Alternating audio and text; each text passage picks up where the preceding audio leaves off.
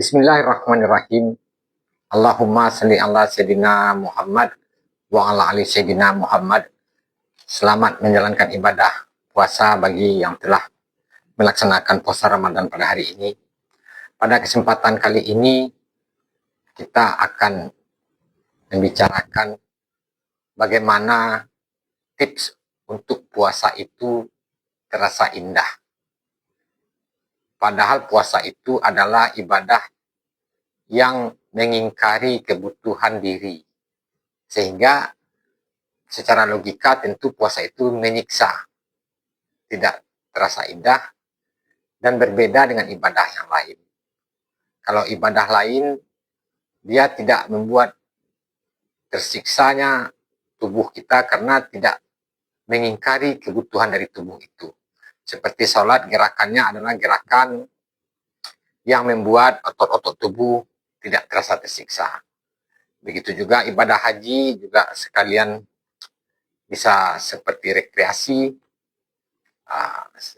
rekreasi spiritual. Lalu bagaimana agar puasa itu bagi kita terasa indah?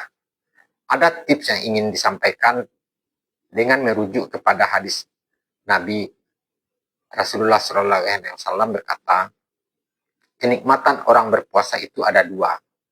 Pertama saat berbuka, dan kedua saat bertemu dengan Allah Subhanahu wa Ta'ala. Tentu ucapan Nabi ini perlu kita selami, perlu kita selidiki, perlu kita cermati. Kenapa sampai Rasulullah memberikan kenikmatan yang dua itu seolah-olah ada kaitannya.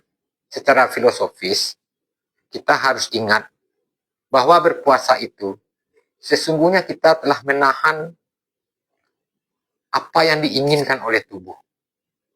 Mulai dari terbit fajar sampai tenggelam matahari. Kita menahan sesuatu yang sesungguhnya kita inginkan. Sesuatu yang sesungguhnya kita butuhkan.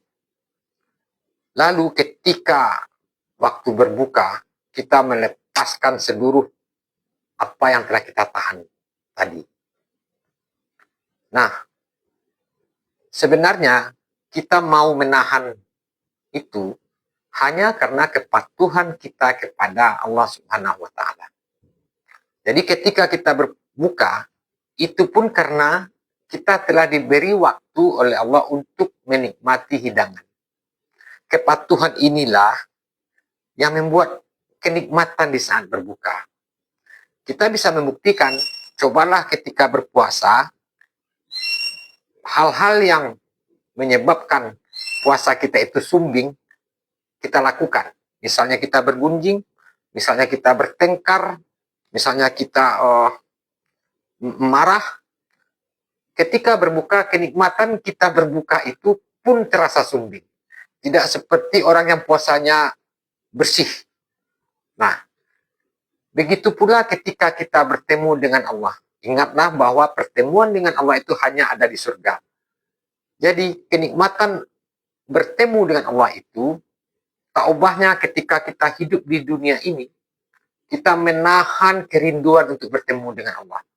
Indra kita tidak dapat melihat, indra kita tidak dapat mendengar, tetapi kita patuh kepada Allah. Kita bisa bayangkan seandainya kita punya atasan, tidak pernah bertemu dengan dia, tetapi kita rajin melakukan apa yang dia suruh. Nah, ketika pertemuan dengan si atasan tadi, saya kira semuanya akan mengatakan terhura, bahagia, senang.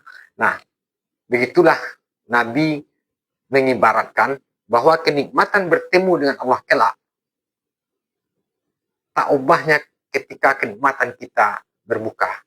Jadi oleh karena itu ketika kita berpuasa, tidak ada salahnya kita meyakinkan ke diri karena ini hanya kepatuhan kita kepada Allah dan kita menunggu saat-saat berbuka.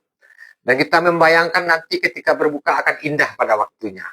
Demikian juga lah ketika kita nanti meninggal dunia, kita akan bertemu dengan Allah Subhanahu wa Ta'ala. Dunia ini tak ubahnya seperti dari terbit fajar sampai tenggelam matahari.